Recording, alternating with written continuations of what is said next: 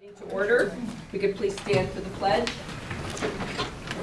I pledge allegiance To the flag of the United States of America and to the republic for which it stands, one nation, under God, indivisible, with liberty and justice for all.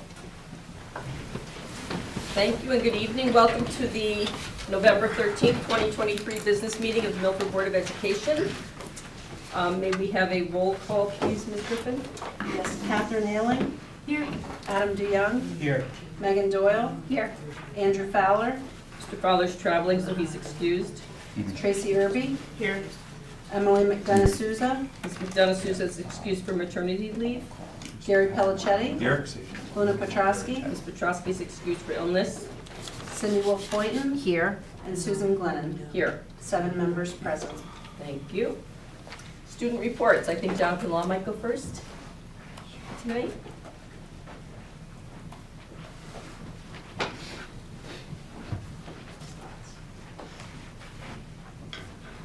Thank you and good evening, board members. It is a pleasure to be with you again. I'll begin with some law amazing news. In terms of clubs, the Key Club recently had their Key Club Week, which encouraged students to join the club or engage in community service in general. The club kind of interacted with the school through giving out lollipops in the TLC and also promoting getting involved in the community through their Instagram and Twitter accounts. The Key Club also had a successful Thanks for Giving food drive, which ran for the last 2 weeks. The drive collected cans like canned foods as well as other imperishable foods to give to those in need, and it was such an amazing effort by the law community. The National Honor Society also recently had their Halloween costume contest in which students dressed up and donated money in support of a local charity. The school raised over $100 in support of the Bethel Center, and we saw some great costumes like the Lorax and the Once-er as well as SpongeBob. The Natural Helpers also got involved in the community through their, in spirit of the World Kindness Day, through the World Kindness Week. Tomorrow, students will receive cards from the Natural Helpers with positive and uplifting quotes on how they can be more kind to their peers. On Wednesday, students will write responses to the question of how will you be kind to yourself and others this week. And on Thursday and Friday, students will have the ability to make friendship bracelets and continue spreading kindness within the TLC. Mobbing UN also recently hosted a Shake the Can fundraiser at Stop and Shop last week and raised money for their trip to New York later the next year. A few law students also launched the first Jewish student union at our school, which works in developing a safe space for Jewish students at law. They had a great turnout at their first meeting. Law's first Asian American and Pacific Islander club was also created, and the club's leaders found a great turnout for their first meeting as well. And in spirit of new clubs, there is also a new Courage Club, and it was created with the goal of addressing and spreading awareness about domestic abuse and teen relationships.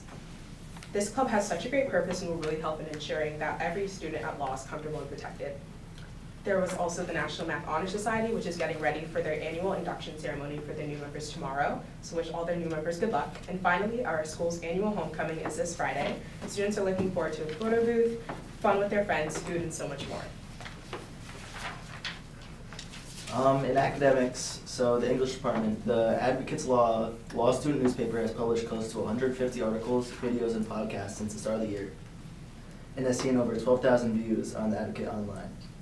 The core 9th, 10th, and 11th grade classes have completed the first units of the new curriculum, and both students and teachers are excited about the new tasks and activities we've been engaging in. Social studies. Rho Kappa Honor Society is up and running and has begun participating in several volunteer activities, including a community bowling event and election day.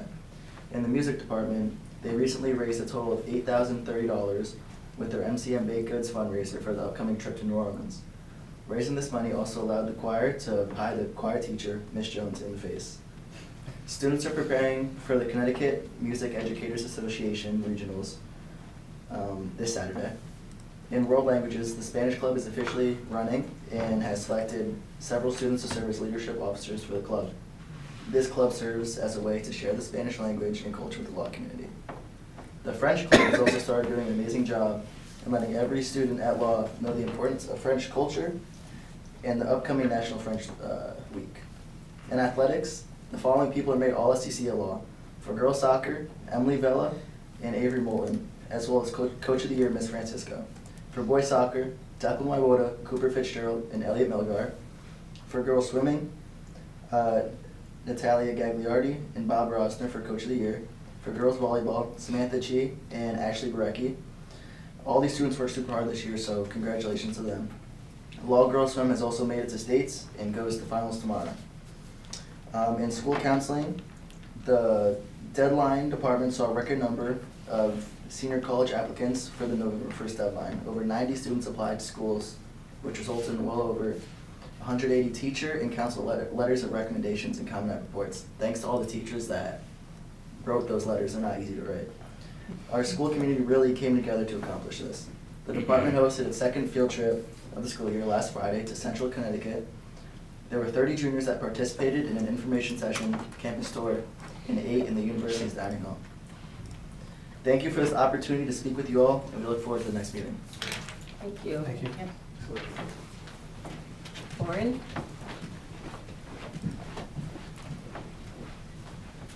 Good evening, everyone. My name is Julian Seviano, and unfortunately, my co-speaker, Jocelyn, was not able to attend this meeting, so I'll be flying solo this evening. To begin, I'd first like to congratulate our own Gabby Magnuson, who was selected as the News 12 Athlete of the Week. Congrats, Gabby.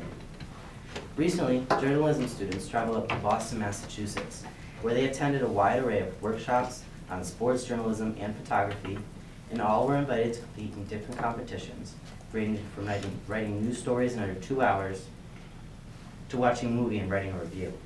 Students were also given the opportunity to speak one-on-one with current journalists who were working at the Boston Post and the Boston Globe as to how they were able to be where they are today. The overall trip was a blast as students got to connect one-on-one with journalists from all over the country to help further their understanding of the topic. A big thank you to Ms. Farrell for organizing the trip. This past weekend, the Foreign Marching Band participated in the annual Veterans Day Parade. Here, the band performed a variety of patriotic songs, such as America on Parade, Armed Forces on Parade, and God Bless America. Additionally, students from both law and foreign bands performed the Star Spangled Banner together during the celebration ceremony at the end of the parade. Congratulations to Foreign Band for yet another great performance, and thank you to Patrick Butler for performing taps during the ceremony. The Model United Nations classes and clubs recently attended the University of New Haven for the annual Charger MUN Conference. The conference is a full day of opportunity that is funded by the district for all students in Model UN classes. Students were given the ability to work together with 100+ delegates from different schools in the area, including our friends from law. This conference allowed students to see what the United Nations was all about. Students were tasked with speaking on the topic of disaster risk reduction, which students aimed to try and get votes for the conference. Attendees all said that they were so grateful for the experience as it allowed them to gain much knowledge on communication skills, speech writing skills, and needed negotiation skills. A big thank you to Mr. Phelan, and congrats to Aaron Schmidt, Lindsay Wiederhold, Emily Martolo, and Alexandria Regan for winning Best Delegate Awards. Brought in by our student government from all grades, the Thanks for Giving food drive was a success. It allowed the foreign community to help with the greater Milford community. Students and families were asked to donate canned goods and non-perishable items, which were then collected and distributed this past weekend over at Wasson Field. Students from Key Club and other volunteer organizations were tasked with organizing and delivering different Thanksgiving meals. Their jobs ranged from turkey runners to deliverers. This was such a great event to give back to others. This event has been taking place for over 19 years. Thank you, student government, for bringing it to Form High. This coming week will be the battle between all fall sports. Fall sports, such as boys and girls soccer, cross country, and football, and swimming, will all partake in the Fall Sports Volleyball Tournament, which is a fundraiser for childhood brain cancer. This event is a round-robin tournament where if you lose, you are out. Come to show your foreign pride by attending this event this Wednesday from 4 to 6 p.m. This past month, students in Ms. Farrell's Journalism 1 class were given the opportunity to interview Tony Giannatoso and Carrie Rowland for the past mayoral election. Students asked questions pertaining to the election and were all able to learn a little bit of the backstory of the candidates. The candidates spoke about what they plan to do for mayor of Milford, as well as their visions for the small city with a big heart. Students expressed their gratitude for the opportunity to participate in this event, and a big thank you again to Ms. Farrell. Again, students in Ms. Farrell's journalism class recently attended the 38th Annual High School Journalism Day with over 15 other high schools. Located on the campus of Southern Connecticut State University, students attended conferences ranging from covering different hate crimes all the way to artificial intelligence and its effect on the journalism industry and people in general. Students were able to talk with journalists from all over, allowing them to again strengthen their knowledge on the subject. again, thank you, Ms. Farrell. Students in Ms. Blue's ceramic and pottery class have been working on creating personal totem poles inspired by the artwork created by Native Americans, tribes in our country. Students were tasked with creating 3 different animals and people that represent them and have a strong meaning to them. This project was a great success and students learned a lot from it and had a blast while doing it. Thank you again to Ms. Blue. Thank you again for allowing me to speak with all of you this evening. I look forward to our next meeting, and happy holidays, everyone. Thank you. Thank you, Julian. Students, feel free to head out. Got things to do. Thank you. Thank you. Thank you. Have a nice Thanksgiving. Thank you. All right, we move on to public comment. Is there anybody in the audience tonight who'd like to make public comment this evening? Hi, my name's Mary Oak, also known as Emmy. I live on 30 Corinna Place, Milford. I attended the last meeting where the report came in, and I just wanted to say how good it was, and I was thrilled that the city did not cut your budget so deeply, so that for the sake of the children, especially the elementary kids, because it's obvious you cannot close the school down. And I just wanted to acknowledge that. Thank you. Thank you. Anybody else? Okay, we'll move on. Chair's report. Do we have liaison reports tonight? I'll start with that. No liaison reports? Okay.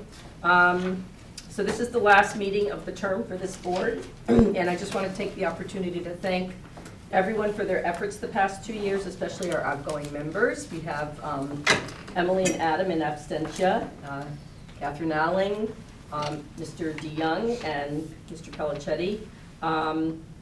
While everyone has volunteered hours of time in service to our young people, I'd be remiss if I didn't mention Mr. DeYoung's lengthy tenure, advocacy, and collaboration. I've truly, it's been great working with you all.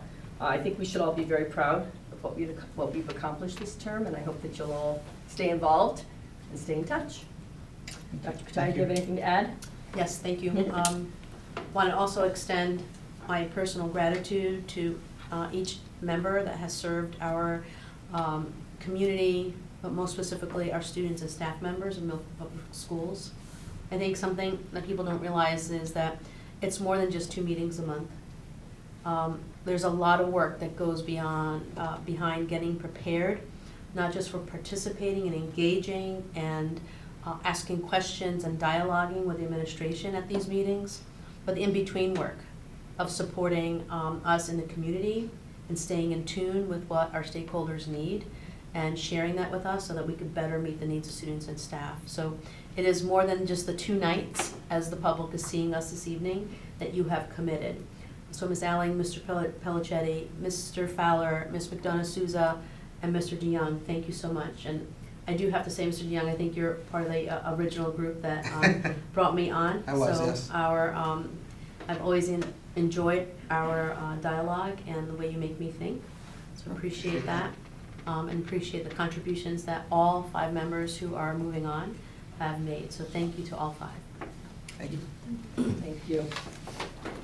We'll move on to the superintendent's report. Thank you, Ms. Glennon and Board of Education members. Just a note, in Ms. Capazna's absence this evening, we'll be striking item D and be postponing that to the first meeting in December. Not the next meeting, but the first meeting in December. So at this time, I am excited to hand things over to Mr. Altieri so we can get a little bit more information about world language. Thank you, Dr. Katai. Ms. Glennon, members of the board, thank you so much for the opportunity this evening. Continuation of our monthly work to highlight some of the wonderful things that are going on across the district in the areas of curriculum and instruction. I'm excited to be joined by several of our staff this evening, both administrative and teaching. In the room we have Mrs. Morrow, Mrs. Brewer, and Mrs. Akampora, who have done extensive work. We're excited, obviously, to have Mrs. Akampora joining in on the work from the equity lens, but also the connections between our multilingual learner program and our world language program. She's been instrumental at building in across the disciplines and really supporting the work that we're doing within curriculum.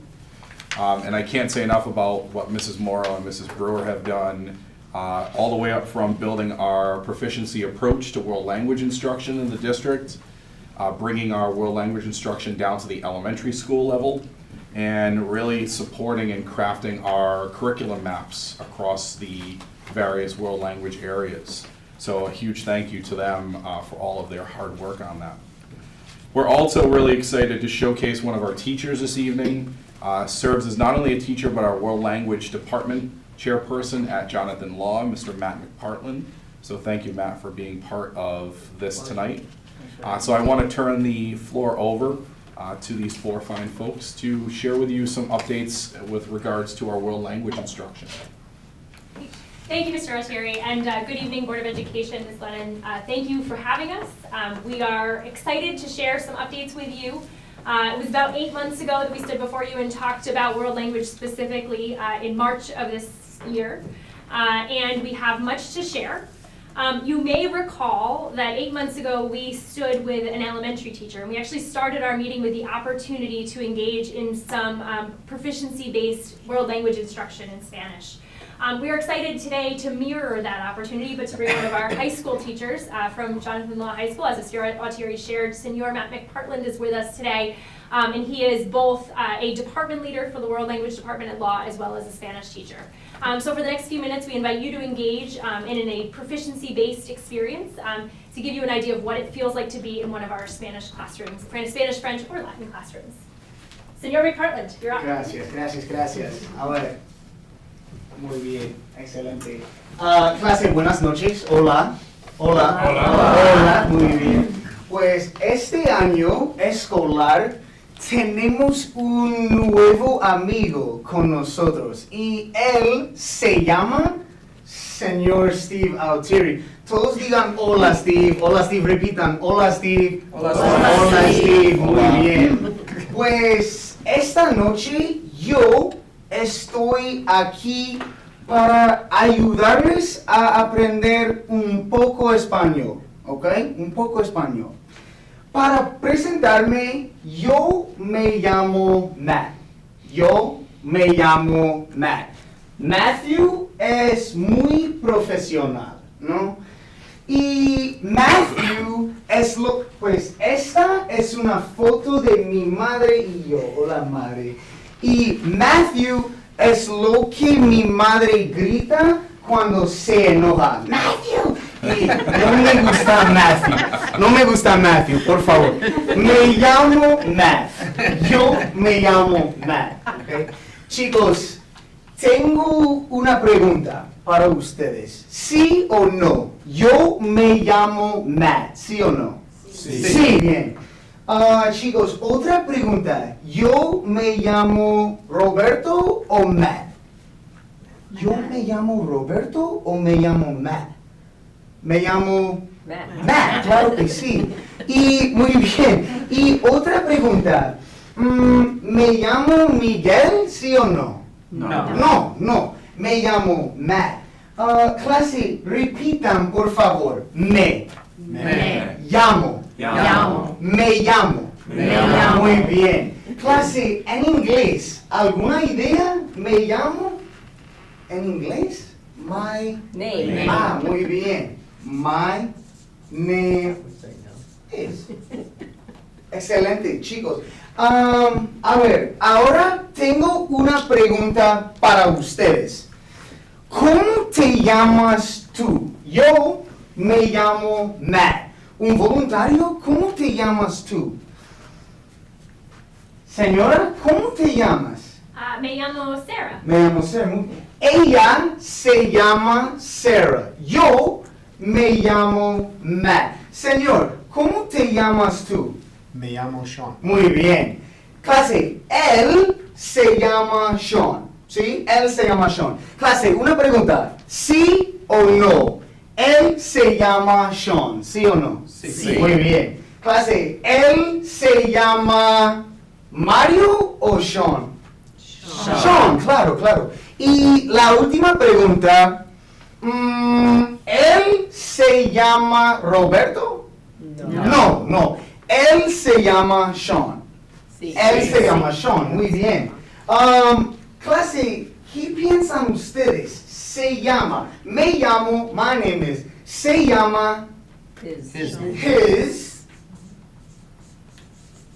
name is. Muy bien. Ahora, para terminar la presentación, tengo unas dos preguntas para ustedes. Yo me llamo yo me llamo Matt. Ella se llama Sarah. ¿Cómo se llama él? Un voluntario. ¿Cómo se llama él? Señor? Steve. Sí, él se llama señor Steve Altieri, ¿sí? Y la última pregunta, ¿cómo se llama ella? Él se llama Steve, ¿cómo se llama ella? La jefa. ¿La jefa? Claro que sí. La jefa.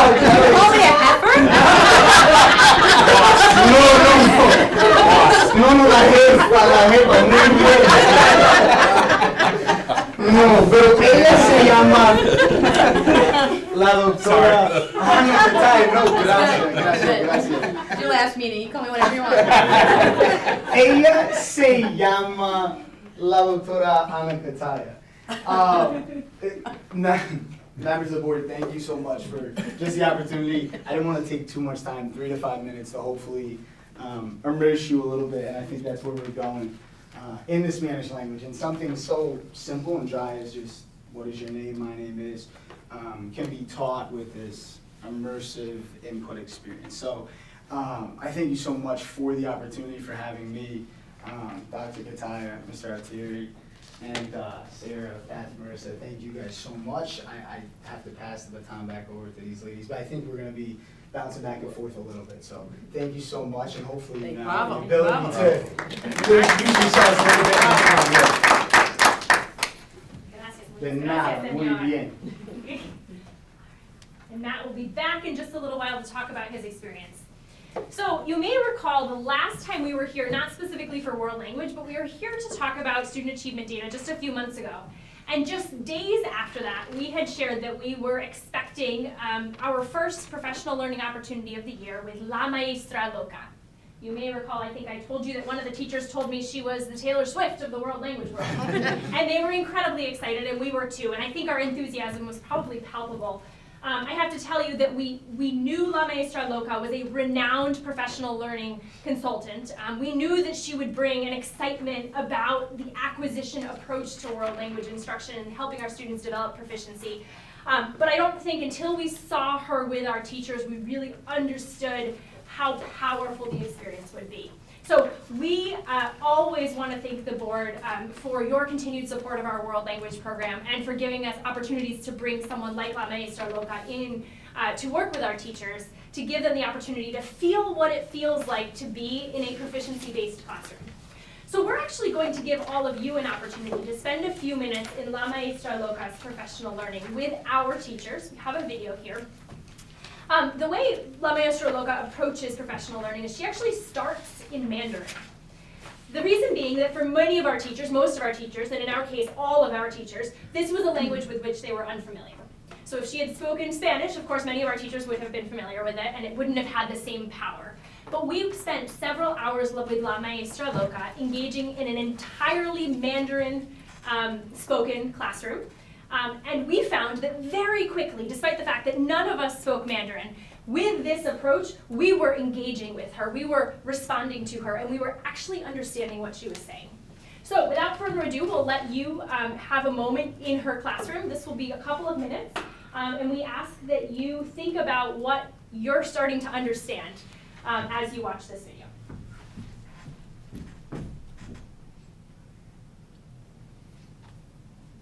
Okay.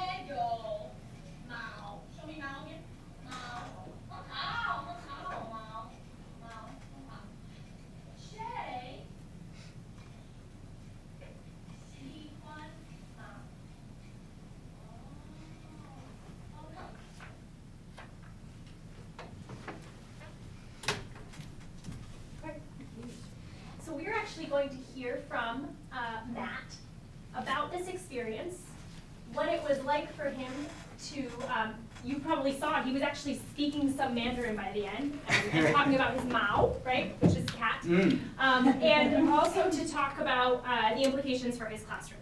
Yeah, well, never did I think ever that I would be speaking Mandarin Chinese, so that was pretty cool. But I mean, as you could see, her energy was palpable, you know, and I think that's, I think that speaks volumes. I think it's huge.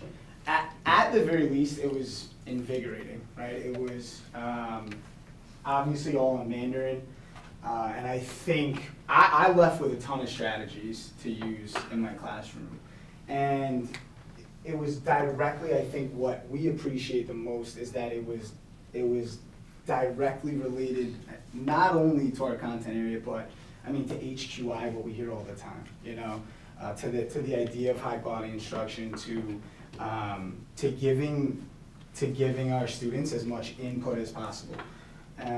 When it comes to learning that second language, similar, slightly different, similar to learning your first, but the importance of input, I don't think can be overstated. And I think that is what I took from La Maestra Loca's presentation from the professional learning. I think that we can all relate probably to getting in a bit of a rut, maybe not directly in the field of education, but just getting in a rut. And I think this took me right out of that, right? I think that, you know, as opposed to just notes and charts and conjugations, things like that, it's let's use it. It's a conversation that I have with Sarah all the time, and I very much appreciate that. Just the ability to reflect on what I'm doing to help students in class, and the use of the language, the input, and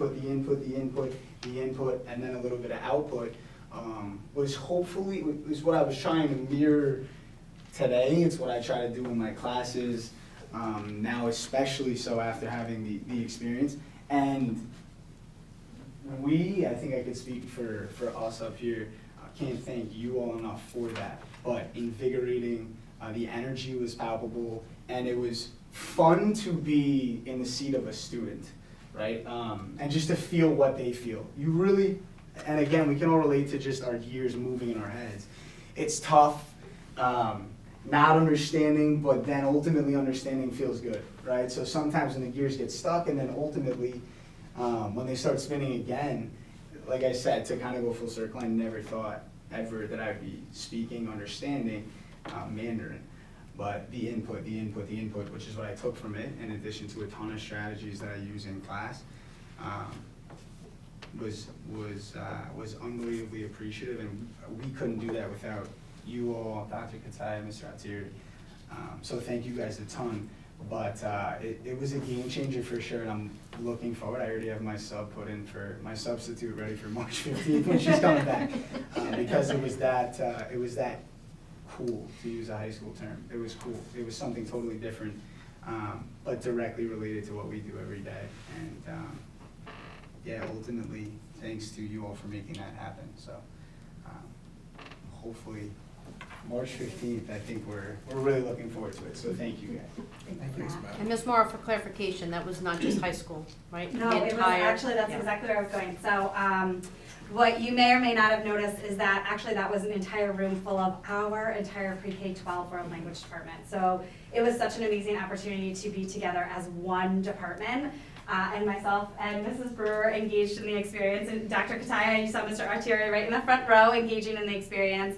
All of our building principals, most of our building principals stopped in and engaged in the experience right along with us too, and I think we were all just blown away. So what Matt was talking about in terms of input is what we call comprehensible input. So what we want to do is just share a little bit about what exactly La Maestra is doing. So you saw her do this, and she was helping us understand that she was talking about a cat, excuse me. When she did this, she was talking about understanding that she was talking about a dog. She said woof at one point so people understood. So she was talking about making sure that whatever input she was giving was comprehensible. So really, even though you didn't know the language, you were constantly making meaning from what she was doing, which we found fascinating. And so I will never forget, one of the first activities she had us do was play rock, paper, scissors in Mandarin. So I will be the first to tell you that I could not probably speak nearly as much Spanish as Mr. McPartland, yet I took world language for forever. But here I was, standing, playing rock, paper, scissors, I think with Dr. Kataya, in Mandarin. I was like, how am I doing this? I have no idea, but it was because she made it comprehensible. We had specific actions that we knew tied to the language. She gave us a way to communicate, even if we couldn't necessarily use the words. Often in the elementary level, we talk about a silent period. Because when kids are acquiring a second language, they go through a silent period. And one of the ways that we combat that is by giving them other ways to communicate. So by giving them hand gestures, or by giving them opportunities to talk or resources. You'll notice Mr. McPartland used essentially a word wall over here. So he kept referencing back to that to make sure that you knew what his input was about and where he was going with it. But he did that with very little English. The majority of what he did with you was in the target language. So comprehensible input is really an important piece of our instruction. It exists both in and out of classroom, and it's important for both first and second language acquisition. So Bill Van Patten is one of the primary researchers that talks about comprehensible input, and this is something that we've been working with our pre-K-12 team on as we're looking at world language research. As you know, we believe so much that this is tied to the vision of the learner. As Mrs. Brewer said before, when we spoke to you in March, we talked about how this is really creating opportunities for our students to be global citizens. And of course, in order for our students to be global citizens, we have to make sure that we are equipping our teachers with all the current tools and best research practices in world language to help them understand that. We talked with the board a little bit back in March about what it means versus acquisition and proficiency. So we really want our learners to be able to walk out and in a foreign country be able to ask for what they need, be able to advocate for what they need, not just conjugate verbs. So we are really thinking about how we are preparing them for the real world. And as Mr. McPartland said, we are super excited that La Maestra is coming back. And in fact, when she does, she's going to focus specifically around the language and culture piece. At that time, we're also going to be working with Mrs. Akampora and talking about how important culture is as a part of our world language classrooms.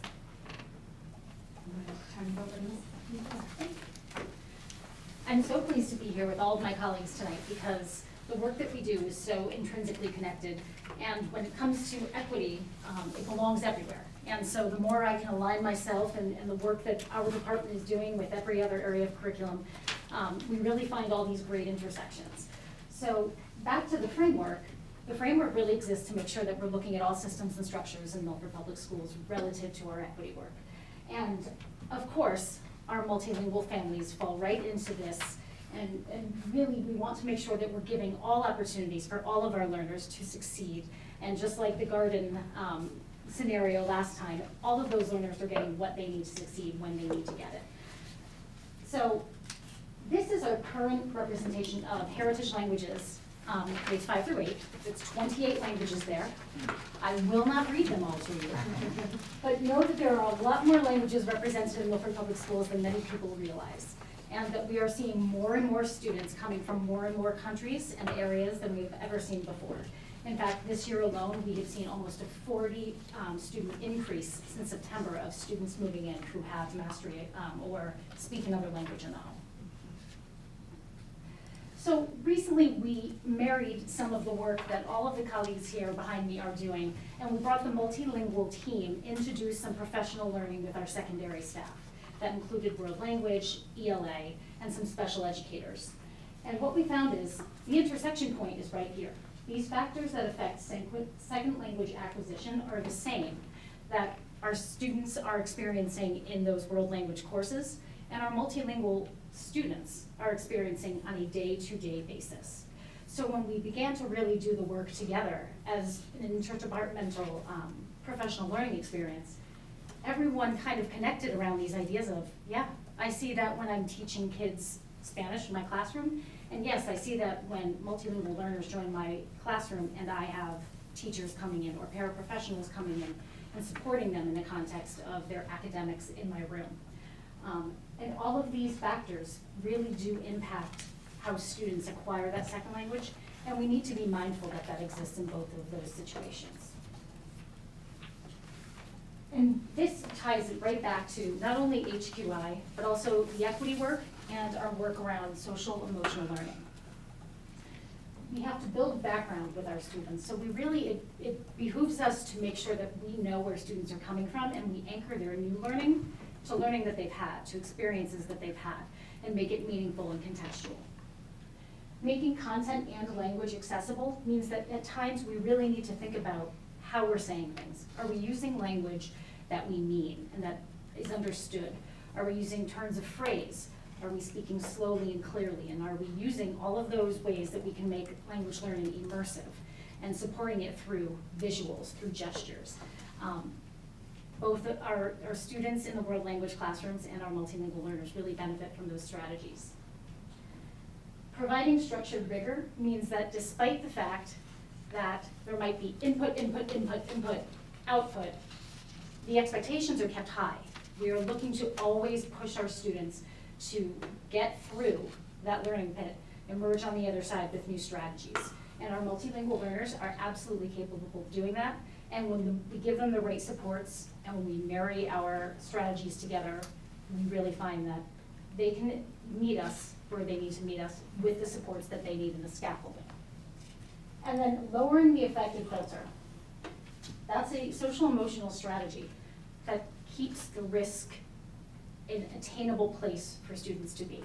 It means that we're giving, affective is kind of talking about the emotional conditions, the conditions we set in the classroom so that students can be comfortable, so that they can take the risks like you saw with La Maestra. She clearly sets the expectation high, she immerses you, she pulls you in, but you feel safe in doing that. And so these were all things that came up in our discussion, and they're very relative to both of those fields, and so it was really exciting to have professional learning take place and see those connections that our teachers made naturally.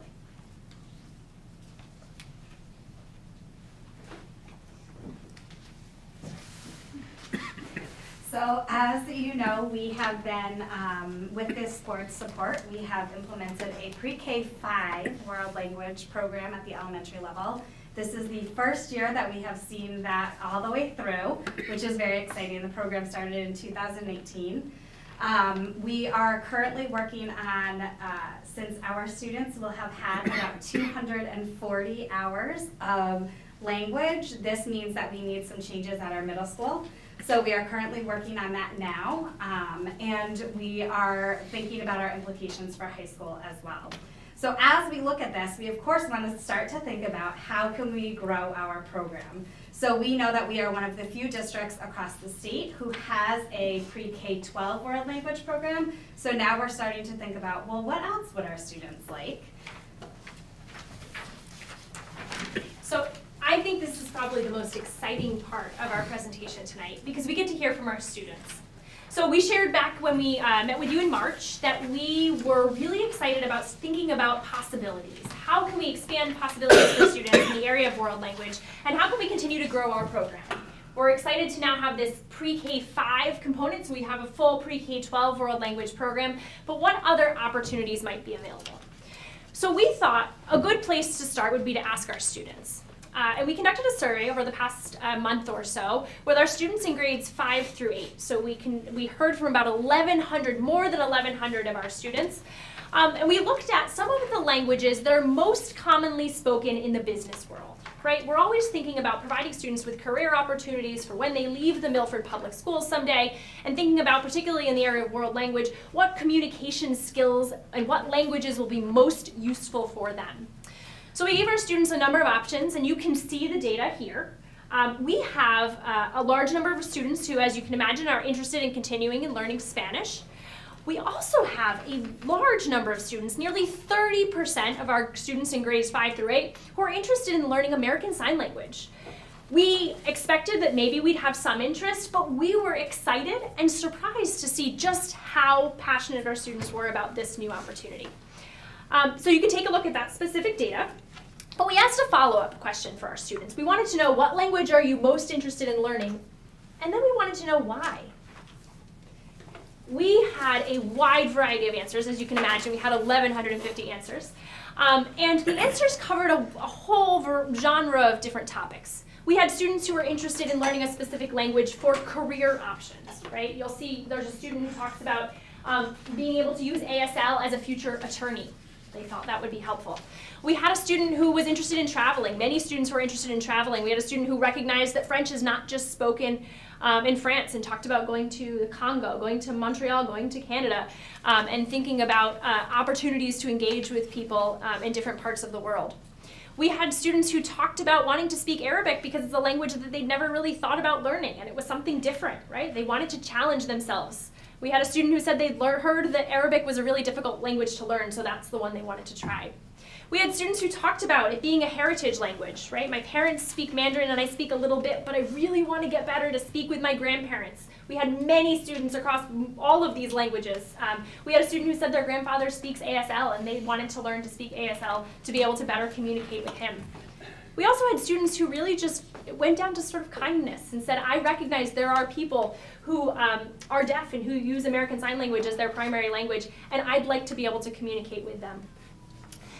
We also had students who said, you know, I really enjoy baguettes and I'd like to travel to France and be able to order one, right? So really, the student responses ran the gamut, and I think that's what made them so exciting, that these were kids being really honest with us about what they wanted to learn and why. And whether that's in world language or any discipline, isn't that what we always want, right? We want the kids to be able to tell us. So we hope you'll take a look at some of these responses. They are really interesting. The data is fascinating for us and will absolutely help support us as we think about our next steps. But we know for certain we want to grow and expand our world language program, and we really appreciate your continued support in making that happen. So as we close tonight, we shared this timeline with you, a version of it in March, so we thought it would be good to anchor back to. So we have, not only are we thinking about an addition of a world language, but we also have 50 students who have earned the seal of biliteracy, which is a huge celebration, and that is growing year after year. We have proficiency assessments that we're thinking about for our students. So we're starting to think about how we're measuring proficiency at grades 5, 8, and 11. And we're also thinking about how we're moving our middle school curriculum from an exploratory program to a full year immersion program. So by 2026, we know that all of our pre-K-8 curriculum will be proficiency based, and it will be aligned with the ACTFL recommendations, which is that 90% or more is in the target language. And we know that there's more to come, so we're hearing from our students that world language is a point of pride for this district, and again, something we're so thankful to this board for supporting. And we know that there is more to come, and we're so excited that our students have a voice and a choice in this and are able to be represented. Thank you very much. Questions from the board? Ms. Irby. Thank you for the presentation. I just had a question on the program review and curriculum revision chart. Can you tell me what the abbreviations are, the SI, the WC? So those align with our curriculum revision calendar. So they're systemic improvement, they align with that curriculum revision cycle that we've done in the past. It's a little bit confusing because you'll notice that elementary was not broken out in pre-K5. It was broken out, we started with K1, then we did pre-K2, and you'll see through there. So that's why the elementary one looks a little bit off. We did initial implementation in multiple grade levels, not at pre-K5 at once. So what the letters mean though, Beth? Oh, sorry. So we have a program review, followed by curriculum mapping, followed by initial implementation, which is that year 1, followed by systemic implementation. Thank you. Of course. We can get you the prior curriculum Have I seen instructional it already? highlight. No, you might have not have seen it, so you can find that for Ms. Irby. Any We'll questions? give the board the most current curriculum review cycle. Right. Okay, good. Mr. DeYoung, Thank you. Matt, question for you. Sure. in Spanish. I can yield back my time. Maybe not that output quite yet. Not quite yet. And so this new approach Yeah. are you currently using it in your Oh, yeah. classroom? Oh, Okay. And how does it differ from what you were doing? That's a great question. So I think back to last year when Sarah came in to observe a lesson, and I vividly remember we were going over the future tense, which was totally new to the students that I had in front of me. And again, just talking about being in that rut, and it was, all right, guys, here's notes on how we form the future tense, and here are the endings, and here's how we would use it. And I could tell, and after I had a conversation with Sarah, it was a little dry, and I hadn't fully had the students, right? So I'm like, all right, what's going on? And now, flip to this year, if I could do that again, which eventually we'll get there, but it's just use it right away, right? It's talk a lot about what I will do in the future, what I will do tonight, all in Spanish, similar to what I tried to mirror here tonight. And then it's those binary choice questions, yes or no, to see if they're picking up on what I'm saying. And then it's ultimately a question for them to explore a little bit, to play with the language. But it's less of here's how you would form it versus let's try to make meaning and then go back and worry about the formation and all that stuff. So I do think the grammar is important, but it kind of pops up. The focus is on input, the focus is on input, the focus is on input. We let them struggle a little bit.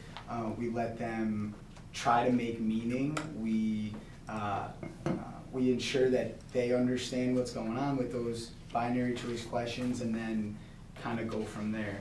But this year it'll be all in Espanol, all about the future, what I will do, and then ultimately I see a project them presenting on what they will do in the future. So slightly different than what I did last year, but no, it's a great question. But definitely less dry than just conjugation charts, I think it's definitely more engaging, so. Probably no different, Matt, than when we learned a world language in high school where you have a textbook, Right. and today we're gonna learn all of the variations of a specific verb, past, present, future, Right. write it in a sentence, Yep. try to use it with one another, right? It was Write it a basically, million times. write it, memorize 3 it times each. for the yeah. test, right? Yeah. And that's not how our students learn, that's not how they learn. Going from a written format to then a spoken format, what I heard from La Maestra was, she didn't, we didn't even get to a written point, No, we all Right. started verbally. quite the opposite, yeah. Yeah, And it's that was opposite. it was so cool to see and be a part of, so, a game changer, no doubt. Thank you. Yeah. So if I could just piggyback off of that, because I had a similar question. So if I'm understanding this correctly, when we started the world language in elementary school, we started with a proficiency-based acquisition model, correct? But we did not have that at that time in middle school and high school, so now we're working up to that point. So will high school get to that total immersive kind of Yes. at some point? Yep, and Matt is a great example of a high school teacher. We have many high school teachers who are dabbling this year and trying it. And as we continue our work with La Maestra Loca, we will be moving really towards that complete acquisition proficiency model. Right. I can remember, I took French and Latin through high school, and I think probably Spanish and maybe French and a little bit in middle school, but I could never speak it. I could never speak it. So, and I had some little French girls in my childcare business, and I would be able to understand them, but I couldn't really communicate with them that well. But then when I was down in North Carolina visiting my sister many years ago, they had immersive schools down there where one of her neighbors was in a German immersive school where was this many years ago. So clearly, it's a concept that's been around for a while, but it's probably been slow to pick up in school districts generally. But it seems like it would be, certainly it fits in with the HQI model. So it's an interesting direction to be going in. Is this in the other districts in Connecticut that have pre-K-12 world language programs? Is this something that they do as well? Do you know, or? So Yes. I can speak a little bit just to the elementary, and then I'll let Sarah jump in for the middle and high school. So in the districts in Connecticut that have it, it's different in every district. So in some districts, they are offering it only in upper grades at the elementary level, so 4 and 5, and it's as a special. So it's its own block, and students are given about 45 minutes a week. Our students at the elementary level get about 60 minutes a week, with the exception of pre-K, they get 10. But about 60 minutes a week, is that right? 60 minutes a week. And again, that's about 240 hours, which is great for acquisition. Those 60 minutes, in order to get to an acquisition, in order to get to proficiency, you need about, I think we had a slide and we can anchor back to it, we actually took it out today, about the hours you need to move through the proficiency levels in ACTFL, so we're in alignment with that and actually ahead of some other districts in the state of Connecticut. Great, okay, thank you. And this work actually aligns with the American Council for the Teaching of Foreign Language. It aligns with the ACTFL focus on proficiency-based teaching. And the state of Connecticut is actually in the midst of revision to the World Language Standards. I've been working on a team of educators, teachers, administrators from across the state on that work, so Milford does have a voice in that work. But the focus of those standards will be an entirely acquisition-based approach with a focus on student proficiency. So we're very well aligned in that respect. Great, thank you. So Ms. Glennon, I just want to clarify, as we move to this in the secondary classrooms, it won't be a flipping of the switch. So it's based on teacher capacity, willingness to implement and grow their own skills in this instructional practice. So yes, but it's about building the adult capacity. Right, okay, thank you for the clarification. Ms. Doyle? Thank you. So students that are in pre-K, kindergarten, that start in it. So we're starting obviously now in 12 years, they'll be, if they stay, they should in theory be proficient in Spanish. We'll just say Spanish at the moment with what our limitations are. What does that proficiency look like in terms of a class? Because I'm assuming that their capacity is much higher at 12th grade compared to when I was here and it started in 6th grade and went up. And so that's the first thing. What would your vision be of in 12th grade? What would a student be able to do in, say, just Spanish, just as a limitation on that? I was just going to say, so I think a couple of points, as Dr. Kataya said, this isn't a flipping of a switch. Right. So we are moving in this direction, but it doesn't happen overnight. So I think that's the first point to bring up. And I think also that would assume that students stick with Spanish for the entire time. Mm-hmm. And I think that generally once students learn one language, there's often an interest to learn more than one. So I think in that aspect, I don't know how many students we'll have who will start kindergarten in Spanish and go all the way through grade 12. So I think that's one important piece to just kind of think about, and then I'll let Sarah talk a little bit about the upper grades. We are looking to provide opportunities for students to have early college experiences in the world languages, right? So we currently have AP courses, but also exploring other opportunities that might be available through like local universities and colleges to give students some of that that post-secondary opportunity right here in our high school would be a goal in all of our languages we're currently offering. So, just to remind me, so pre-K to 8th, it's required. Everyone has to take it. With Spanish. You can also take French in middle school. Okay. So pre-K through 5, every student will take Spanish. When they get to now, it's going to be 6th through 8th. They'll have the opportunity to take Spanish or French. Okay. And currently at our high schools, we offer Spanish, French, and Latin. What I'm asking is that in middle school, I just remember, and I know it's been a while, that some students got moved out of languages into a study skills type of class. That doesn't happen anymore. Nearly all of our students take a world language at Okay. middle school And level. then Yep. what is the high school requirement for graduation? There's a language requirement for graduation, right? Or has that changed with Milford There measures? is. So it's typically 1 year, but most of our students who are taking a world language take more than 1 year because most colleges are looking for additional years, as well as students looking to develop proficiency. And then lastly, the seal of biliteracy comes from the proficiency assessment or from a different standard? So it actually is it's twofold. So in order to earn the seal of biliteracy, students have to complete all graduation requirements for the Milford Public Schools in the area of English. And then they also have to earn proficiency on a proficiency assessment. Okay, thank you. Are there questions from board members? Okay, seeing none, thank you so much for the presentation. It was Thank great. you. Look Thank forward to you. the next one. Mr. McFarland, Ms. Bauer, Yes, thanks Ms. for being Morrow, here. Ms. Acampora. You guys can go home if you need to do some homework.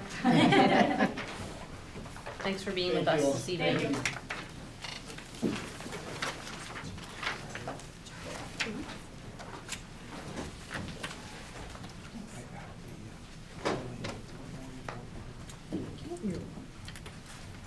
Mr. Brennan.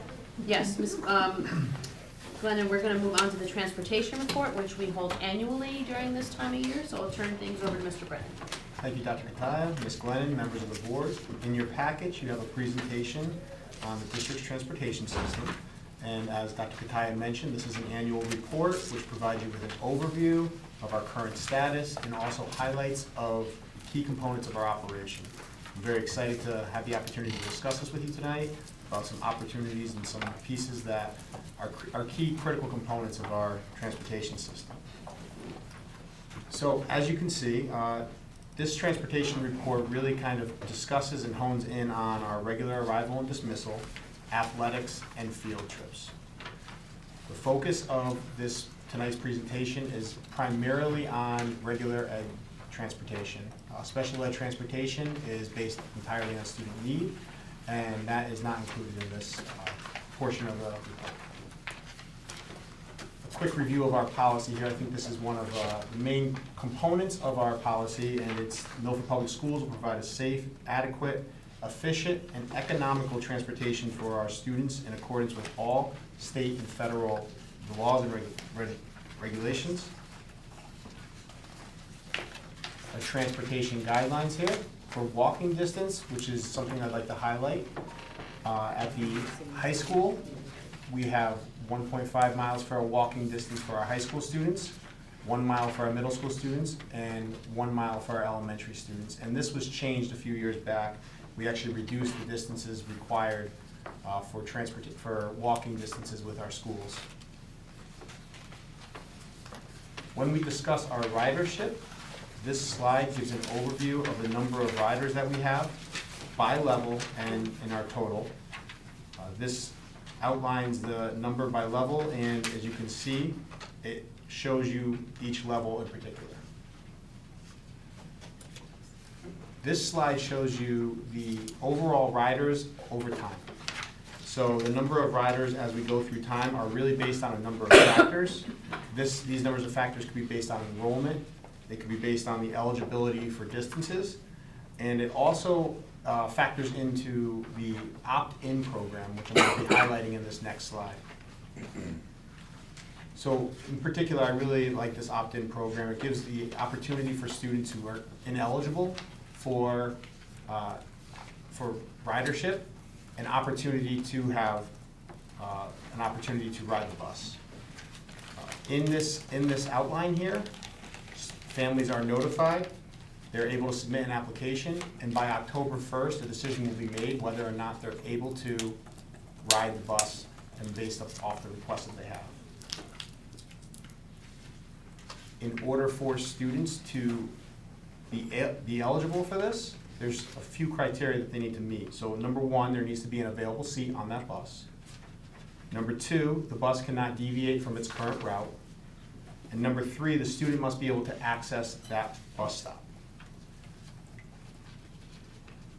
And I'm happy to report, as you can see in that bottom left of the slide there, that we were able to allow 74 additional riders to opt into using our buses this year, which is a large number, and I'm very happy that we were able to provide them with that. So our fleet. So Durham does have a facility down at Plains Road, and that's where they house their buses. And our riders, each day, as you can see here, the fleet includes a number of full-size buses, and we also have smaller buses and vans to accommodate all of our student needs. This slide outlines the breakdown of different buses that we have and the different vans that we have as well. And it also outlines the number of schools that we provide transportation to, including 3 parochial schools and 4 tech vocational magnet schools. We also have some additional amenities that help keep our students safe. So we have video cameras on each bus, and we also utilize Zonar swipe badges, which help us keep attendance for our students on the bus, and also allows us to be able to track the buses centrally from Durham. So the operation of the buses are specific to different start times here. As you know, the start times are staggered by 40 minutes, and this helps us allow a more efficient use of our buses and be able to maximize the number of buses that we're using and minimize costs.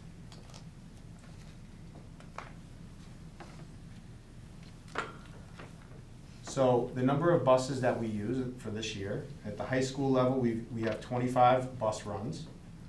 In middle school, we have 27 bus runs. Elementary school, we have 38 bus runs. And our parochial and tech schools, we have 17 bus runs. So this outlines the number of runs that we have at each level. These next two slides, I do want to point out that you're going to notice a significant decline in the number of bus runs and bus stops. As the board is aware, back in 2011 and 12, the board commissioned a study from TAS to study our efficiency and evaluate our effectiveness of our bus runs. And through that study, they were able to determine that there were a number of ineligible riders, and they were able to determine that we were not using our bus runs and bus stops effectively.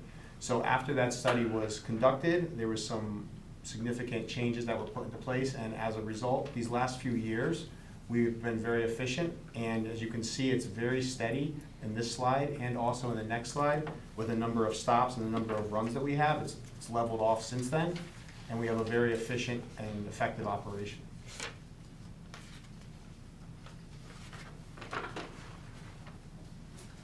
One of the points I wanted to highlight was that outside of the bus runs in isolation, we also have the facilities department takes into consideration the effectiveness of our school facilities. So this summer, we currently restructured the Orchard Hills parking lot for the bus and parent pickup so that it can be more effective and more efficient in making sure that our students and our buses are able to run more smoothly. At times, there are interruptions in the service due to construction. We rely on our partners through community agencies such as police department, fire department, State Department of Transportation, the city engineering department to help notify us of these changes. And when we are notified of some of these things, we need to make adjustments sometimes to our routes. This is done very smoothly through a coordination with Durham and through our internal process. And when we make those changes, sometimes they may be for a certain one day, or they may be for a longer period of time based upon the need of that construction. These next couple slides are going to highlight some of our costs. As you can see, these are the costs for the past few years. We currently have a contract with Durham School Services, and we have a 3% increase per year, and that contract ends in June of 2025. One of the other parts of our costs that I wanted to highlight was our fuel costs. And as you know, fuel costs could be a very variable amount on our transportation budget. One of the benefits of the current contract that we are under is that Durham has agreed to pay the first dollar of all of our gasoline and diesel, which is a huge benefit that we have in our contract that many other cities around the area do not have that as well. Our historical fuel costs are listed here, so you can see them for comparison. These can affect, as I mentioned, the budget significantly, and currently we are projecting that we have a $183,750 budget for this year's projected fuel costs based on our initial estimates of these past few months. So you can see over time, the fuel costs have risen over these past few years, which is no surprise, as fuel costs in general have risen over these past few years.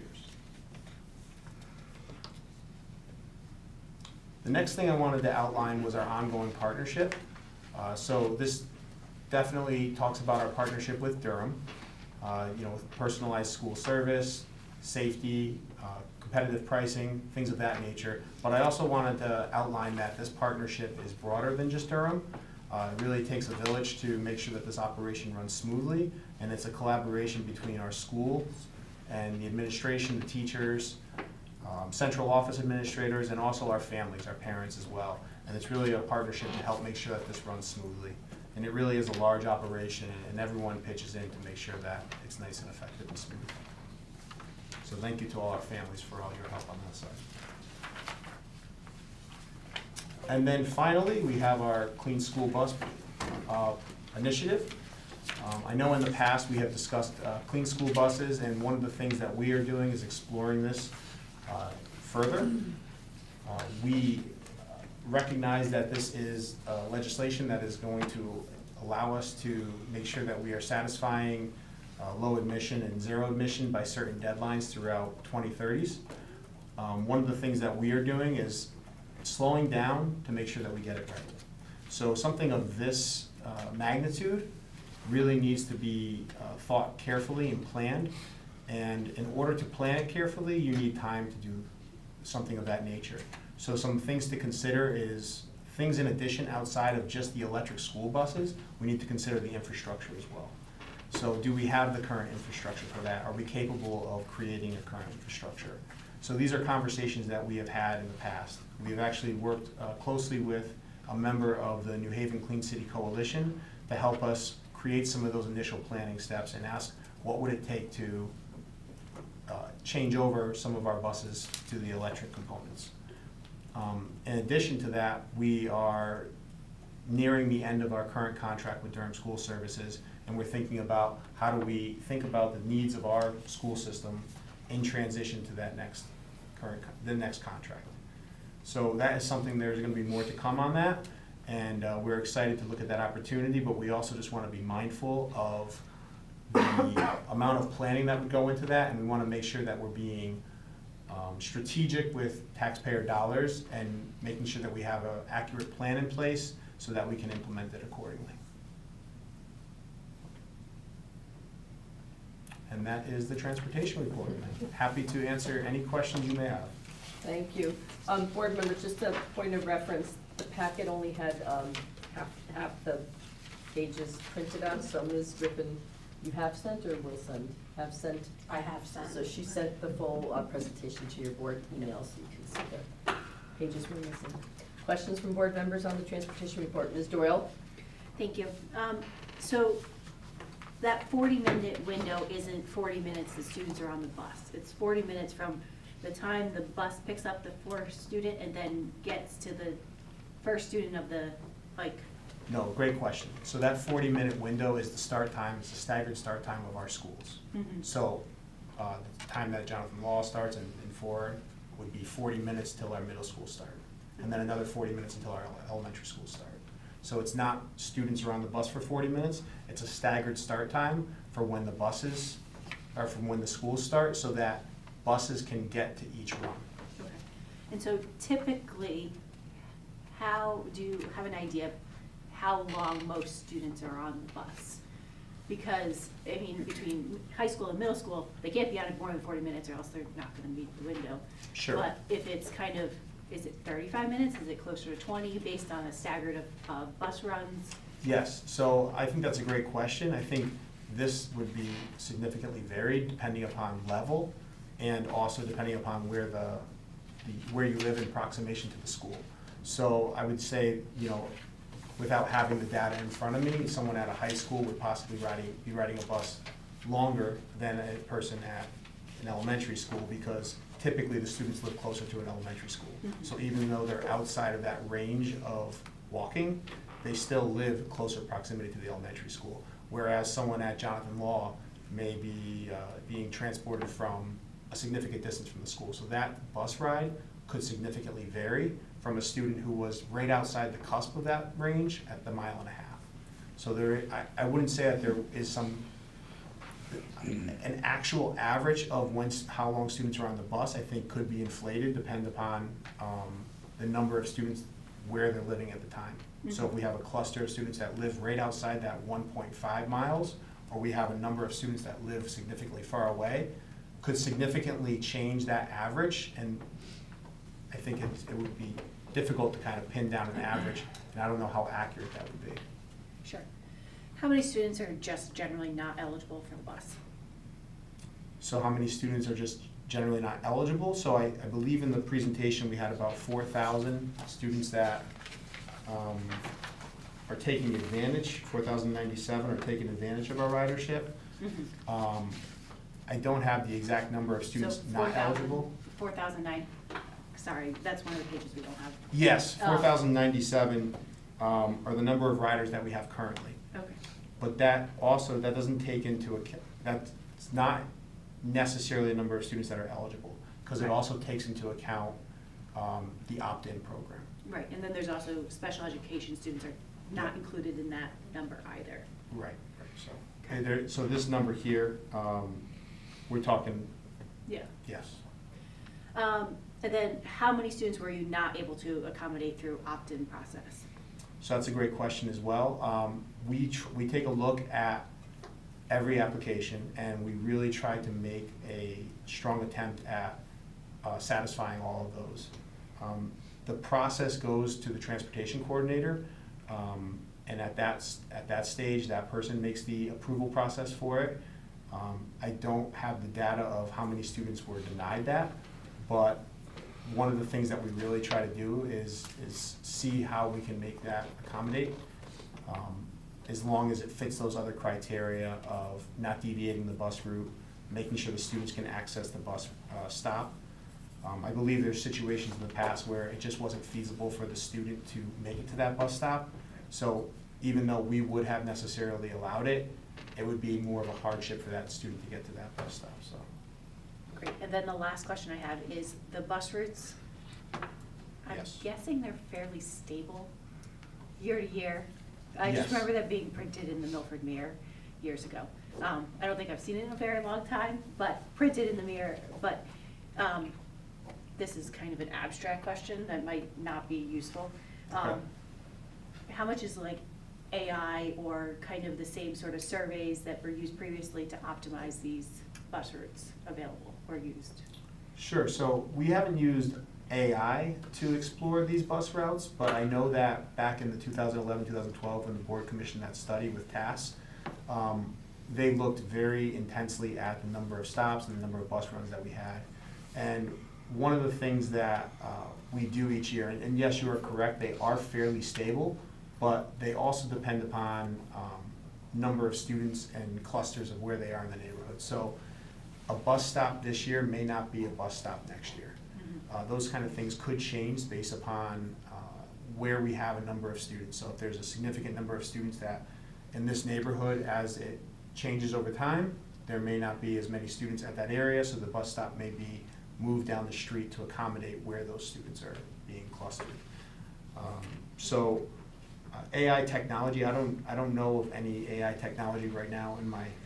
I'm just guessing yeah. of like efficiency mode or things like that, because I am guessing on, there's a certain level of fishing that can only occur, and especially as we talked about neighborhood schools at the last meeting, certain buses have to go to certain schools in certain neighborhoods, Mhm. and there's really not too much to be gained. There's probably an efficiency factor. 100%. How efficient can we really be? And I agree with you, and that's actually a question I asked our transportation coordinator, actually the other day. I said, we did go through this study back in 2013, I believe it was, and I actually asked about the efficiency of our actual current runs.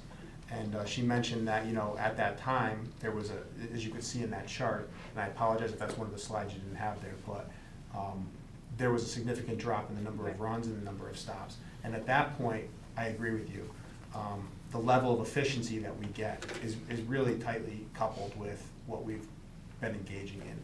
And through the partnership of Durham and our transportation coordinator and central office, we're able to really kind of look at those routes each year and make adjustments accordingly. And I think that's really the most important part, that, as you mentioned earlier, these routes are not necessarily stagnant. And that's how we respond to it. We look at it each year and we do an analysis and we make sure that we're being responsive to where students are, where should that bus stop be, and do we need to change that route at all? Great. And then just a comment, I agree with the electrical bus stuff is this is not happening anywhere in the near current future, but we have to plan for accordingly. Because it doesn't attach to just the school situation, it's a city level, federal, state level of where we're looking for money and where we're trying to go forward. I think taking it slow, really taking the considerations of everything that we need to and planning for it, because we can plan as best we can in the short term. I completely agree with you, and in addition to that, I think there also needs to be a partnership with the city on this as well, because something of this large magnitude, we would need to think of it as a large system. And how do we structure that, and what's that partnership look like as well? So I believe, I completely agree with you, and I believe it's a larger discussion than just us in isolation. Well, it's, as we talk about outside of this board, community conversations about the development of the mall. I happened to be at the mall the other night, and there was half a dozen cars at the charging station, all going there, so they're being utilized. And so that's one of the questions of what future development in combination with what our decisions with school and capital improvements need to be considered. Absolutely. Thank you. Mr. Polichetti? One quick question. What time is the first pickup for high school students in the morning? The first pickup, that's a great question. I don't have that answer off the top of my head. I think, like we mentioned, it could be, Is it like 6:30? that's what I was thinking in my About head, but I 6:30. didn't I think want it's to, about 6:30. something around that time. We can get you that answer. We can get you that answer if you'd like. But just out of curiosity, waiting in the dark, high school kids not Yeah. being particularly functional that hour of the morning. Something to look at possibly, if the district ever wants to change its start times for high school students. Moving on. Quickly. Your call. Ms. Irby? Sure, that easy.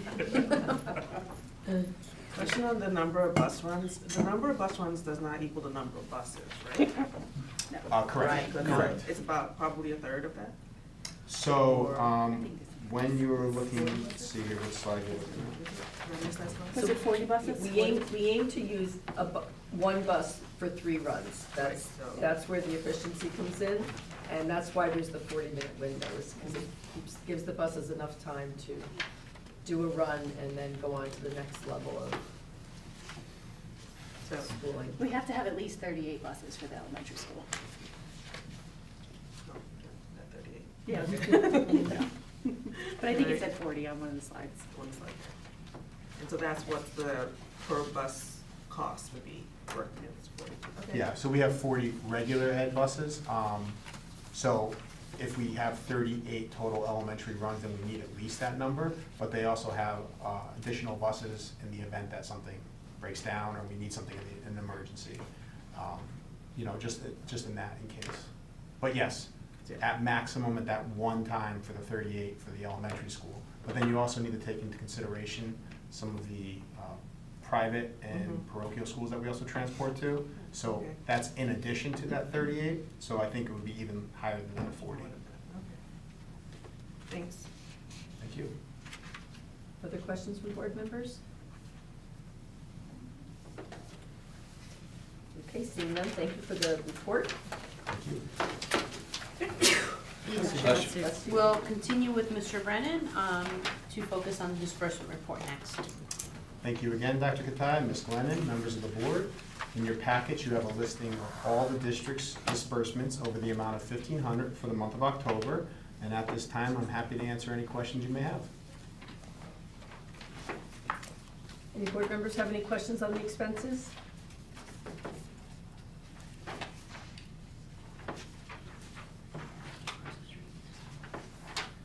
Okay, seeing none, move on. Thank you, and as mentioned, we're skipping D and moving to the Talent Management and Development Report.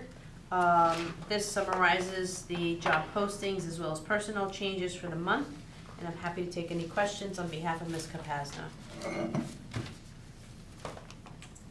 I'm trying to see if I can find it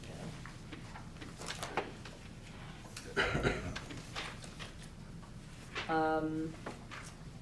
If you could find out, I just want to verify, so we had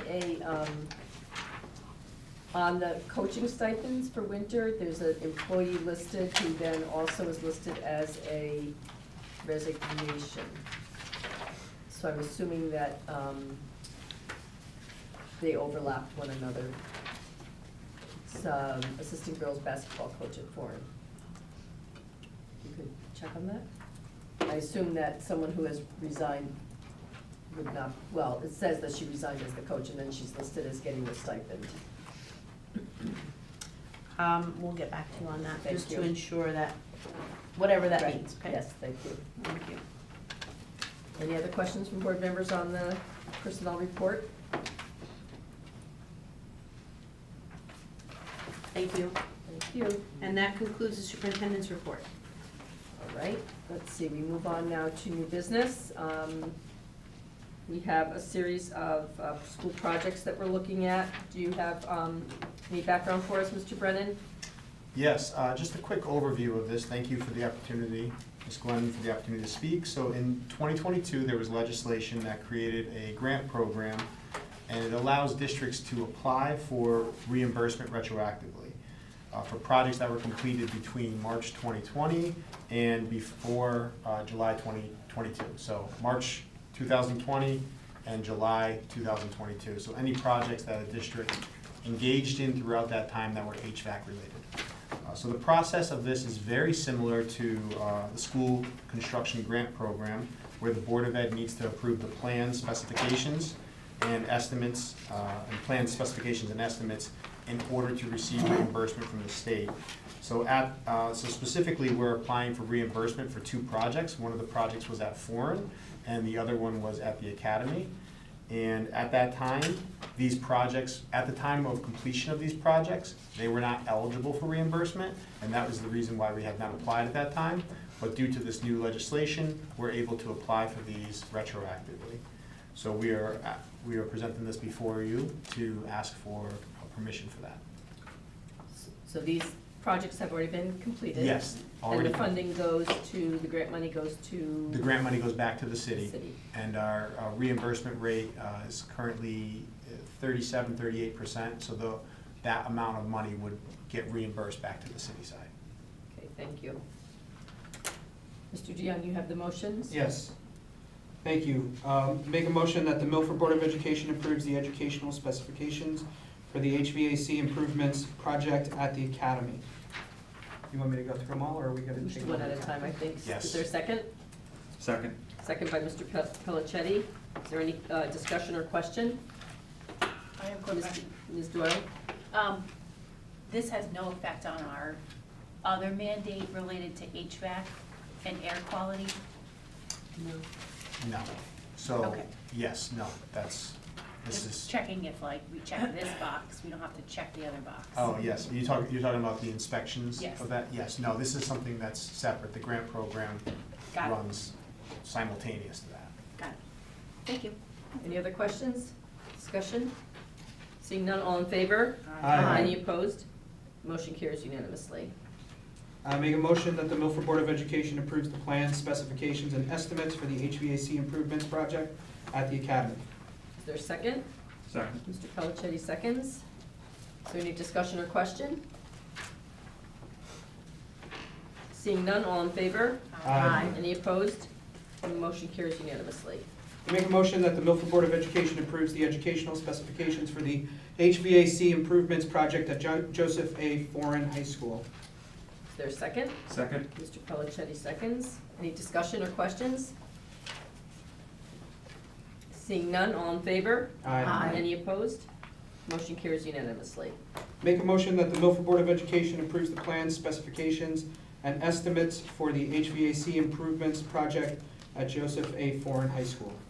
Is there a second? Second. Mr. Pelicetti, thank you. Any discussion or question?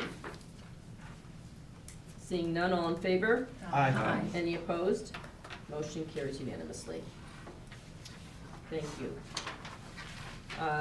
Item 8, consent agenda. Mr. DeYoung, do you have the motion? Yes, thank you. Motion that the Milford Board of Education approves the consideration of minutes for the October 9th, 2023 business meeting and October 23rd, 2023 committee of the whole meeting. Is there a second? Second. Mr. Pelicetti, thank you. All in favor? Any opposed? Motion carries unanimously. Thank you. Move on to board comment. Mr. DeYoung. Thank you. I just wanted to take a moment, I'll be as brief as I can, to just thank everybody on the board for the experience of being on the board for the last 6 years. The faces have changed considerably through the last 6 years, but Ms. Glennon has remained constant, so I appreciate that. And your counsel and your guidance has been very much appreciated. I took a lot of consequential votes as a member of the Board of Ed, but I think the most consequential vote that I took was 6 months into my tenure, and that was voting to hire Dr. Kutaya. So, Thank you. absolutely. The administration just has done a phenomenal job over the last 5.5 years. I'm confident that will continue, and thank you. Thank you, Mr. DeYoung. Any other board comment? Ms. Alling? I just want to say thank you for allowing me to serve with all of you. It's been a real pleasure, and I'm very excited about the direction of Milford Public Schools. I'm excited to see what's to come. Thank you. Mr. Pelicetti? I just wanted to say it's been an honor and privilege to serve as an advocate for public education on this board. And to quote the late Groucho Marx, I only came to say I must be going. Ms. Doyle? I'll just say thank you to Mr. DeYoung, Mr. Pelicetti, Ms. Alling, and Ms. D'Souza, McDonough Souza, and Mr. Fowler. Sorry, just trying to think of everyone who's here, who's not here. It's been a real privilege to serve with all of you, and I will miss your guidance and knowledge and input in the going forward, and look forward to welcoming the next incoming members who will look forward to the next 2 years and see what we can do and keep moving Milford forward. Thank you. Other comments? I just want to echo what I said earlier, that I think we should all be very proud of what we've accomplished this term. We did a lot of work, and I'm grateful for the collaboration and the partnership of all 10 board members. That's our role, to all work together, and I think we've done that well. So thank you so much. And with that, I will, we don't have any other business. Oh, no, we're going to go into an executive session. Do you have a motion for that, Mr. Yes, I do. Make a motion that the Milford Board of Education adjourns to executive session for discussion of salaries for non-certified, non-union employees. Invited in the session are Dr. Anna Kutaya and Mr. Sean Brennan. Is there a second? Second. All in favor? Aye. Any opposed? Okay, we will adjourn into executive session at 8:31.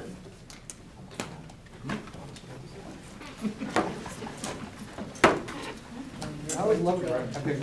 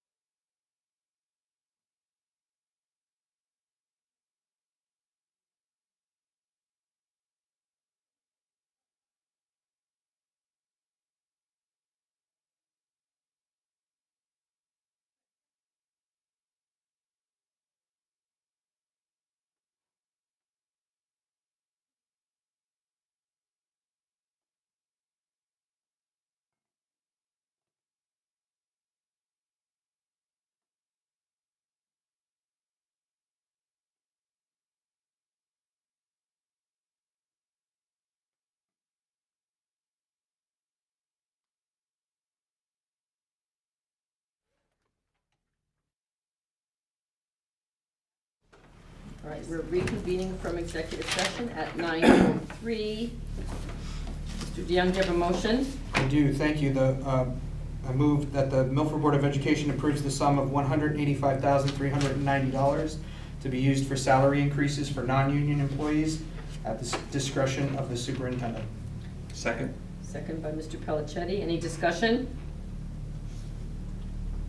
Seeing none, all in favor? Aye. Any opposed? Motion carries unanimously. I'll entertain a motion to adjourn. So moved. Second? Second. Any opposed? Seeing none, we will adjourn at 9:04. Thank you, everybody. Thank you. Thank you. Enjoy your retirement. Do I get to hear? Yeah, can I give them?